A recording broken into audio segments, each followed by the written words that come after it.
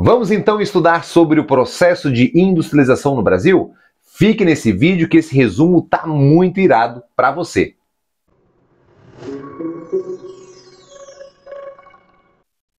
Olá, seja muito bem-vindo, muito bem-vinda ao canal Geografia Irada. Eu sou o professor Marcelo, o seu professor de Geografia. Vamos direto ao assunto, preparar aqui um super resumão para você detonar aí, se vai estudar para a prova, se está estudando para o Enem, para concurso público, o vídeo aqui vai ficar bem bacana e vai te ajudar a entender esse processo.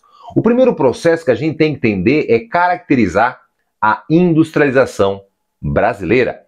A industrialização brasileira ela aconteceu tardiamente, ela demorou a acontecer. É só você lembrar, a Revolução Industrial, a primeira, acontece muito bem no século XVIII e o processo industrial no Brasil, de fato, vai iniciar apenas no século XX. A partir de 1930 é a data aí que a gente tem que entender. Mas você tem que estar atento também se falar, mas as primeiras indústrias surgiram ali? Não, claro que não. As primeiras indústrias vão surgir ainda no período colonial, mas eram indústrias praticamente ali no modelo artesanal. O Brasil teve a sua economia durante muito tempo nos ciclos econômicos, no ciclo do pau-brasil, no ciclo do açúcar, no ciclo do látex, no ciclo dos minérios e também no ciclo do café. Então vai ser somente a partir do ciclo do café que o Brasil vai começar a se industrializar de fato. E aí você vai começar a associar. Marcelo, tem alguma relação? Tem. Porque na crise do café, que está relacionado à crise de 29, o Brasil então ele vai estar pronto, vai começar o seu processo de industrialização no governo de Getúlio Vargas. É ali de fato que o Brasil começa a se industrializar. Nós vamos responder aqui já uma pergunta aí pertinente, pode aparecer nas provas. O porquê que a região sudeste é a região mais industrializada do Brasil? O fator está relacionado a isso. Quando nós temos ali a crise do café, relacionado à crise de 29, lá nos Estados Unidos, que era o principal comprador de café do Brasil, nós vamos ter então a produção econômica do Brasil ficava ali na região sudeste, entre o sul e o sudeste do Brasil. Então, nessas regiões nós tínhamos a maior parte das pessoas, então, mão de obra em mercado consumidor. Nós tínhamos também a grana, o governo do Brasil ali, os fazendeiros com a grana, então a proximidade da matéria-prima que vinha praticamente mais ali da região de Minas Gerais, e tudo isso vai potencializar para aquela região e crescendo e se industrializando. Beleza? Então, vamos dividir aqui para você, como que é e como ocorreu o processo de industrialização. O primeiro período é o período colonial. Marcelo, como é o período colonial? Eu vou dividir ele em duas partes. Você vai gravar primeiro a palavra-chave, anota aí, proibição. Então, o primeiro momento do período colonial da industrialização vai ser marcado pela proibição. Portugal proibia o Brasil de desenvolver as indústrias. É uma coisa óbvia, o Brasil era colônia.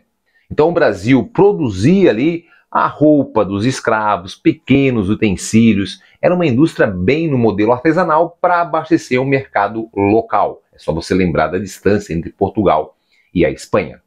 Depois, em 1808, a família real vem para o Brasil, fugida lá da Europa, da invasão francesa, vem para o Brasil e aí começa então a produção industrial. Precisavam de produtos, obviamente começa a autorização. Mas você vai marcar a palavra-chave do segundo momento como falência. Como assim, Marcelo? Sim, primeiro momento proibição, segundo a falência. Porque num acordo lá de proteção Portugal e Inglaterra, tinha lá um item que era que eles poderiam mandar produtos para o Brasil com uma taxação de imposto praticamente zerada, muito baixa. Então as indústrias nacionais não conseguiam concorrer com as indústrias inglesas, gerando assim falência. Esse é o período colonial. Resumidão para você. Fiquem atentos. Depois, então, Getúlio Vargas, a partir de 1930, de fato, começa o processo industrial do Brasil. Quando falar Vargas, você vai escrever aí no seu caderno base. Vargas investe na indústria de base, indústria nacional com mão de obra nacional.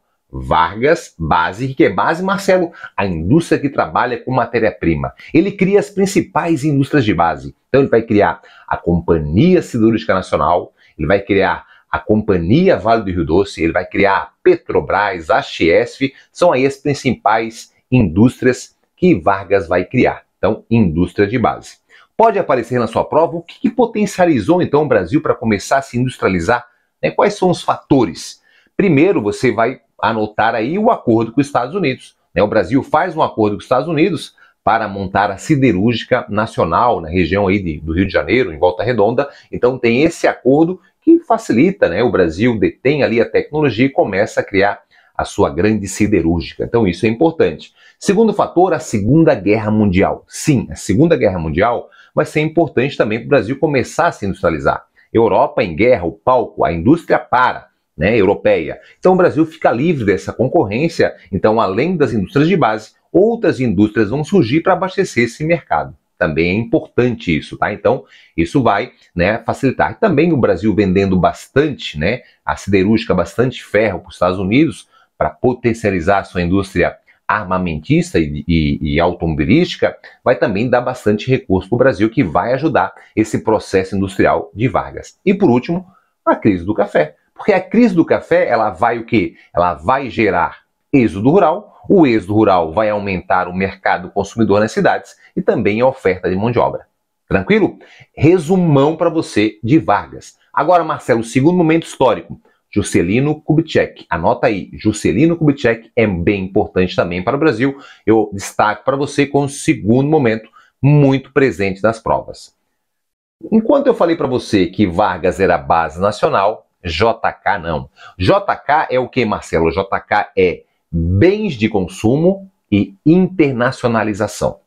JK, bens de consumo. Marcelo, o que é bens de consumo? Se base é matéria-prima, bens de consumo são os produtos finais para a gente consumir. Então, vai destacar muito nesse momento a indústria automobilística e também a indústria da linha branca, de eletrodomésticos de um modo geral. Vão começar a crescer no Brasil nesse período. O JK vai querer atrair as empresas, né, internacionais. Ele falava no seu slogan, 50 anos em 5, o Brasil ia disparar, ia ter um grande crescimento econômico. Ele pega muita grana emprestada e começa a investir bastante em obra no Brasil, né, também com produção de energia, assim como o Vargas fez, criação de rodovias, claro, para poder atender as necessidades da indústria automobilística. Vai surgir o grande nosso parque industrial, o famoso ABC Paulista, que era chamado Santo André, São Bernardo e São Caetano. Hoje a gente chama de ABCD porque entrou o Diadema também, né, nessa área industrial. Então ali vai ter ali o crescimento naquela área dessa produção industrial de bens de consumo multinacionais. Vargas também ele muda a capital do Brasil, tirando de Rio de Janeiro para dentro de Goiás, criando o Distrito Federal. É um fato também presente aí nas provas para vocês, né? Ficar atento que endivida muito o Brasil, gera uma grande dívida, né? O Brasil pegando esse recurso, mas sim gerou um crescimento econômico e também um desenvolvimento industrial do Brasil. Após esse período, a gente vai destacar e vai homogeneizar o que? O governo militar. O governo militar, você sabe que foi conhecido como milagre econômico brasileiro. Na história do Brasil, é um momento que o Brasil mais cresce economicamente, chegando a ter um crescimento ali em alguns momentos próximo a 14%, dando uma média aí de 8%, é sim um grande crescimento econômico, né? A gente tem que parar e entender esse momento. Ali, muitas coisas são criadas, é criada a Embrapa, é organizado o planejamento urbano do Brasil, né? Criando todas as leis ali, o Brasil acaba tendo uma certa evolução, é criada uma política da substituição das importações. Muitas empresas e indústrias nacionais vão surgir nessa época. O Brasil, sim, vai apresentar um crescimento econômico muito interessante. Óbvio que foi um momento marcado por muita ditadura, né? Não tinha liberdade de expressão, muita censura. Então, também, a gente tem que destacar que é um momento de muita corrupção, só que ela não aparece. Chegam a ter pessoas que falam que não existia corrupção, ela não era falada, então, muitas pessoas acreditam que não. Mas, a gente tem que desgrudar da nossa visão política, não sei qual é a sua, independente, e analisar. Falar o ponto positivo, foi sim um grande crescimento teve uma política de substituição das exportações, desenvolvendo indústria nacional, tá? E também um momento ali com muita obra, né, injetando muita grana na economia brasileira e a criação, né, de instituições importantes que potencializaram o crescimento econômico do Brasil. Associado a isso, né, vamos falar, claro, da ditadura e também da corrupção que acaba não sendo divulgado. O Brasil se endivida muito nesse momento e depois vinha a década de 80, que é a década perdida. Lembra que na década de 70 ali, né, o final do governo militar de 70 para 80, acaba em 80 o governo militar, a gente tem uma crise, a crise do petróleo, que prejudica muito o Brasil. O Brasil comprava muito petróleo nessa época e aí o petróleo sobe 400%. A produção industrial não foi suficiente, muita inflação no Brasil, vem o governo Sarney, tenta fazer várias reformas econômicas e acaba não dando jeito. E o Brasil mergulha numa crise muito grande. Depois desse momento, a gente tem que destacar para vocês que é o FHC. Claro que teve o Collor antes, mas para a produção industrial, o que vai destacar é o Fernando Henrique Cardoso. Com a sua política de privatização, neoliberalismo, ele vai privatizar grandes indústrias como a Companhia Vale do Rio Doce, como também o sistema de telefonia. Temos pontos positivos e negativos nesse processo de privatização. O Brasil, no começo, vai apresentar um certo crescimento econômico e depois, obviamente, como a economia do Brasil é muito enraizada nos commodities, vai, sim, ter uma grande crise econômica. E aí vem o governo Lula, também com outro crescimento econômico, crescendo aí próximo a 7,5%, um grande crescimento econômico até então. O Brasil, a gente tem que entender o que acontece. A industrialização nesse processo, ela volta a ter investimentos na indústria de base, né? E aí tudo o Brasil vai começar a ter um crescimento, mas o fato marcante nesse momento é a redução do IPI. O mundo estava vivendo uma crise econômica, a crise do subprime lá nos Estados Unidos, a crise dos PIGs na Europa, e aí com a redução do IPI vai gerar, né, uma diminuição dos preços, né, da linha branca, dos automóveis, vai aumentar o crédito para as pessoas vão começar a financiar para poder consumir, vai aumentar o consumo e o Brasil vai começar a ter um certo crescimento econômico, chegando aí, né, ultrapassando até o Reino Unido, figurando ali na sexta maior potência econômica na produção do PIB mundial. Óbvio que endivida, né, esse crédito, as pessoas acabam financiando, não conseguindo pagar esse crédito. O preço dos commodities que estavam subindo, né, commodities, os produtos básicos, sabe o que é, né? Então eles começaram a subir devido lá à guerra do Iraque. Nós temos também aí o consumo da soja aumentando, a China necessitando de nossa matéria-prima, então elas começam a subir, mas depois aí elas vão estagnar e vão começar a cair, que vai gerar, né, uma redução do crescimento no governo Lula no final. A Dilma também sofre muito com essa redução dos commodities e aí toda essa crise política vai acabar, né, estagnando e gerando crise econômica no Brasil e dificultando muito a produção industrial, porque o câmbio começa a ficar desfavorável. Nós temos aí a moeda brasileira começa a perder o valor. A gente sabe que a indústria nacional depende muito, né, de equipamentos, de componentes, até, né, de alguns segmentos de matéria-prima que vem do exterior, e aí tudo isso vai, obviamente, dificultar o crescimento industrial no Brasil. Tranquilo?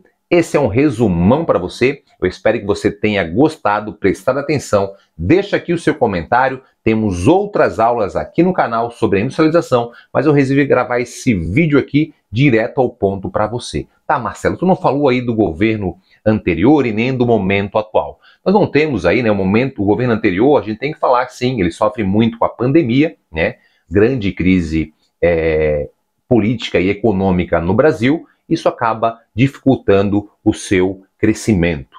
No momento atual, é muito cedo para a gente falar essa conjuntura, né, o que está acontecendo, mas a gente continua aí sim, né, com dificuldades, uma crise política instalada no Brasil, e isso tudo, obviamente, que dificulta a economia. Em breve aí, vamos atualizar para fazer uma análise melhor do último governo e do governo atual, né, do Brasil, para depois gravar um vídeo e manter você antenado. Um beijo no seu coração, deixe seu comentário, e vem com Geografia Irada aprender de uma forma eficiente e divertida.